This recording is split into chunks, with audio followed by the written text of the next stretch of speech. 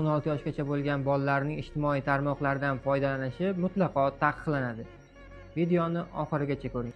Avstraliya bolalarning onlayn xavfsizligi sohasida keskin qadam tashlashga qaror qilgan birinchi raqamli davlat bo'ldi. 2025-yil 10-dekabrdan boshlab 16 yoshga to'lmagan shaxslarning ijtimoiy tarmoqlardan foydalanishini butunlay taqiqlovchi qonun kuchga kiradi. Qabul qilingan qonun ijtimoiy tarmoqlarda ro'yxatdan o'tish uchun minimal yoshni belgilaydi.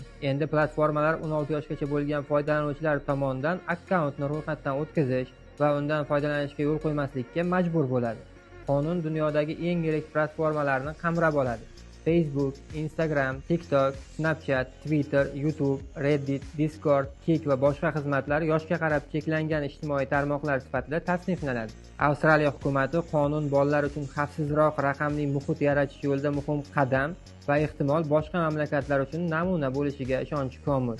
Shu va shu kabi videolar uchun sahifamizga obuna bo'lishni unutmang.